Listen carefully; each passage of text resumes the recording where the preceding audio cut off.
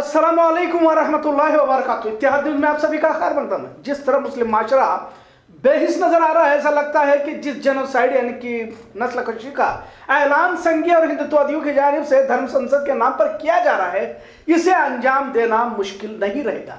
बार बार मुस्लिम माशरे की खामियां गिनाना भी अच्छा नहीं लगता, लेकिन हालात ऐसे तेजी से बदलते नजर आ रहे हैं कि कहना भी जरूरी है।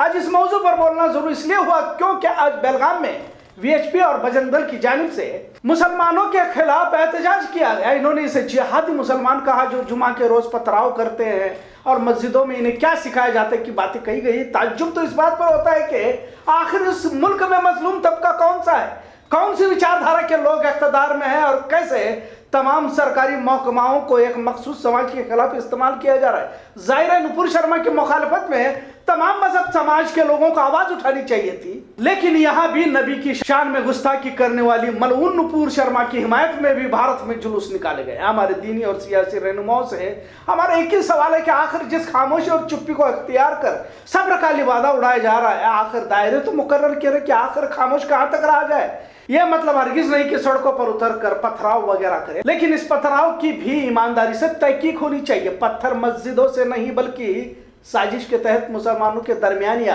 किसी और जगह से फेंके जाते, फिर लाठीचार्ज और तशद्दुद का माहौल बन जाता है। पुलिस की जानिब से बेरहमी से घुटने तोड़ने वाले पुलिस वालों पर कार्रवाई का कोई मुतालबा नहीं करता, लेकिन पथराव करने वाले नौजवानों पर कार्रवाई की मांग। क्या अब तो अदालतों को नजरअंदाज कर बुलडोजर ही घुमाए जा रहे हैं? मतलब अब तक नुपुर शर्मा की गिरफ्तारी नहीं हुई, लेकिन एहतजाज को लेकर सैकड़ों नौजवान जेलों में बंद किए जा चुके हैं। अब मुल्क की सतह पर मस्जिदों से पथराव और जुमा की नमाज को जोड़कर देखा जा रहा है। बजाय जुल्म सितम ढाने वाली फिरका परस्त तंजीमों इदारों पर कार्रवाई तो दूर की बात, तस्करा तक नहीं किया जाता, लेकिन एक ही समाज के विरोध में बड़े ही मुनज्जम अंदाज में नैरेटिव चलाया जाता है। अब जब मुसलमानों के जुल्म सितम की वजह से हिंदुओं पर हमले करने की बात सिवाय इस दौर के मजाक के कुछ और नहीं हो सकता। और आज के इस इजलास में संविधान की दुआई भी दी जा रही थी, यह बड़ी ताज्जुब की बात रही। संविधान की दुआई देते हुए यह भी कहा कि संविधान के दायरे में रहते हुए तमाम हिंदुत्ववादी तंजीमें अपने काम को अंजाम देते रहते, लेकिन मुसलमान जो है वो संविधान को नहीं मानते।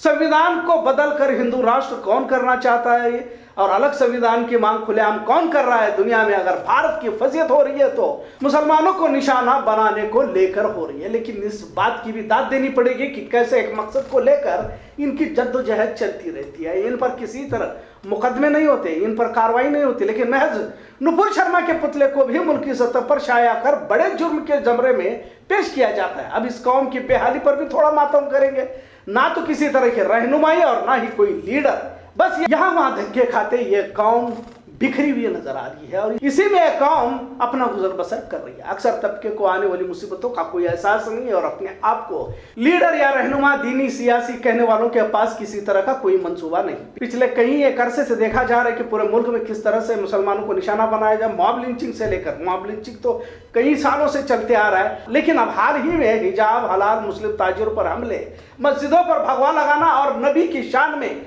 गुस्ताखी का मामला, इस पर चुप्पी भी बहुत कुछ बयान करती है। क्या संवैधानिक तरीके से लोग मिलकर इंतजामिया डिस्ट्रिक्ट कलेक्टर को मिलकर हालात से वाकिफ नहीं कर सकते? जब आरएसएस वीएचपी बजरंग दल सब कुछ करने के बावजूद अपने आप पर ही जुल्म की बात करते हैं, तो तुम खुद एक मजलूम हो, तुम क्यों अपनी बात नहीं रखते? लिहाजा इतना जरूर है कि यह बेहिसी माशरे को ले डूबने वाली है।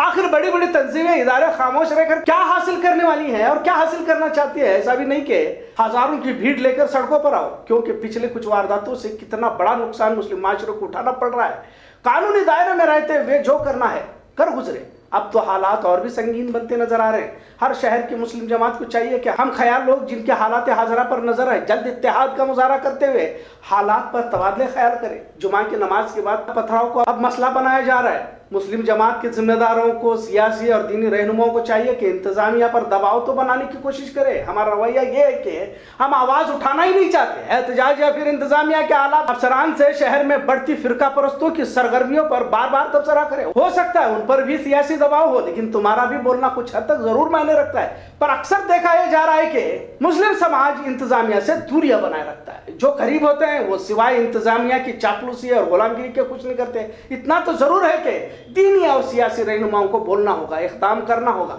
अल्लामा इकबाल ने कहा कि यह खामोशी कहां तक, लज्जते फरियाद पैदा कर, जमीन पर तू हो और तेरी सदा हो आसमानों में। इत्तेहाद देखने के लिए शुक्रिया।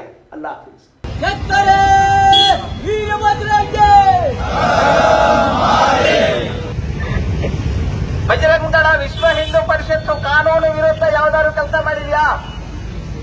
ಬಜರಂಗ ದಳ ವಿಶ್ವ ಹಿಂದೂ ಪರಿಷತ್ತು ಈ ದೇಶಕ್ಕೆ ಅನ್ಯಾಯ ಮಾಡುವಂತಹ ಕೆಲಸ ಮಾಡಿದ್ಯಾ? ಗೋವನ್ನ ಹತ್ಯೆ ಮಾಡುವಂತಹ ಕೆಲಸ ನಡೀತಾ ಇದೆ. ಅದನ್ನ ತಡೆಯುವ ಸಲುವಾಗಿ ನಾವು ಹೋರಾಟ ಮಾಡುವಂತಹ ಪರಿಸ್ಥಿತಿ ಬರ್ತದೆ. ಇವತ್ತು ನಾವು 33 ಕೋಟಿ ದೇವತೆ ಇದೆ ಅಂತ ಹೇಳಿ ನಾವು ಹೋಗಿ ಹೇಳ್ತೀವಿ. ಆ ಗೋವು ನಿತ್ಯ ಪ್ರತಿನಿತ್ಯ ಅದರ ಹತ್ಯೆ ಆಗ್ತಾ ಇದೆ. ಅದನ್ನು ಸರಿಯೋದು ಬೇಡವಾ ಬಂಧುಗಳೇ? ಅದಕ್ಕಾಗಿ ವಿಶ್ವ ಹಿಂದೂ ಪರಿಷತ್ ಹೋರಾಟ ಮಾಡ್ತಾ ಇದೆ. ಇವತ್ತು ಶಾಲೆಗಳಿಗೆ ಯಾವ ರೀತಿಯ ಹಿಜಾಬನ್ನ ಧರಿಸಿ ಕಾನೂನನ್ನ ಭಂಗ ಮಾಡುವಂತಹ ಹೈಕೋರ್ಟ್ ನಿರ್ಣಯವನ್ನು ಕೊಟ್ಟರೆ ಸಹಿತವಾಗಿ ಅದನ್ನ ವಿರೋಧ ಮಾಡುವಂತಹ ಕ್ರಿಯೆ ನಡೀತಾ ಇದೆ. ಸಂವಿಧಾನವನ್ನ ಒಪ್ಪದೇ ಇರುವಂತಹ ನಿಯಮ ನಡೀತಾ ಇದೆ. ಕಾನೂನನ್ನ ಕೈಗೆತ್ತಿಕೊಳ್ಳುವಂತಹ ನಿಯಮ ನಡೀತಾ ಇದೆ. ಶಿವಮೊಗ್ಗದಲ್ಲಿ ಇದೇ ವಿಚಾರವಾಗಿ ಹರ್ಷದ್ ಕೊಲೆ ಹೊತ್ತಾಯಿತು. ಅದು ಸಹಿತವಾಗಿ ಹೋರಾಟ ಮಾಡುವಂತಹ ಪ್ರಸಂಗ ಮತ್ತು ಬಂಧುಗಳೇ, ಇವತ್ತು ನೂಪುರ್ ಶರ್ಮಾ, ನವೀನ್ ಜಿಂದಾಲ್ ಅವರಂತಹ ಚರ್ಚೆ ನಡೀತಾ ಇತ್ತು. ಆ ಚರ್ಚೆ ಒಪ್ಪಿಕೊಳ್ಳಿಕ್ಕೆ ನಿಮ್ಗೆ ಸಾಧ್ಯ ಆಗಲಿಲ್ಲ ಅಂದ್ರೆ ನಿಮ್ಮ ಕೈಯಲ್ಲಿ ಕಾನೂನು ವ್ಯವಸ್ಥೆ ಮಾಡಲಿಕ್ಕೆ ಸಂವಿಧಾನ ಇತ್ತು, ನಿಮ್ಮ ಕೈಯಲ್ಲಿ ಕಾನೂನನ್ನ ತಗೊಳ್ಳಿಕ್ಕೆ ಸುಪ್ರೀಂ ಕೋರ್ಟ್ ಇತ್ತು, ಹೈಕೋರ್ಟ್ ಇತ್ತು. ಅದನ್ನು ಬಿಟ್ಟು ಶುಕ್ರವಾರ ದಿವಸ ನಮಾಜ್ ಮಾಡಿ ಹೊರಗೆ ಬರುವಂತಹ ಸಂದರ್ಭದಲ್ಲಿ ಹಿಂದೂಗಳ ಮೇಲೆ ಹಲ್ಲೆ ಮಾಡಲಿಕ್ಕೆ ನಿಮಗೆ ಯಾರು ಅಧಿಕಾರ ಕೊಟ್ಟರು ಸ್ವಾಮಿ?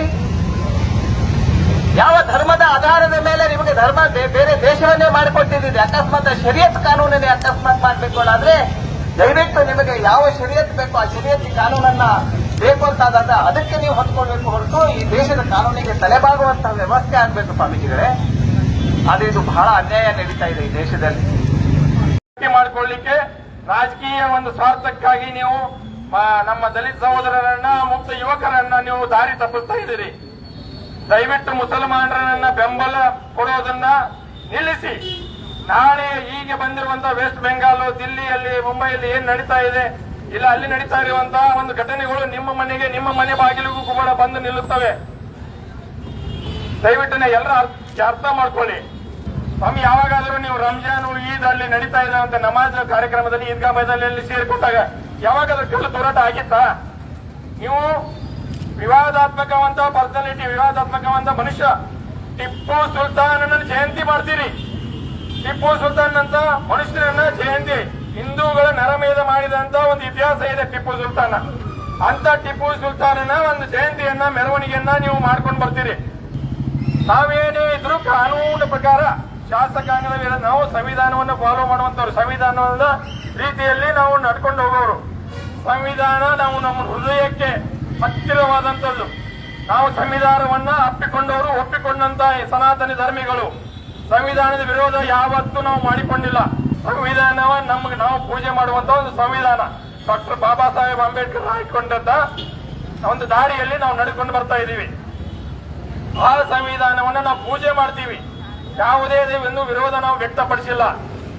ಆದರೆ ಬಾಬಾ ಸಾಹೇಬ್ ಅಂಬೇಡ್ಕರ್ ಫೋಟೋ ಇಟ್ಕೊಂಡು ಪ್ರತಿಭಟನೆ ಮಾಡುವಂತ ಮುಸಲ್ಮಾನರಿಗೆ ನಿಮಗೆ ಯಾಕೆ ಸಂವಿಧಾನದ ಮೇಲೆ ವಿಶ್ವಾಸ ಇಲ್ಲ?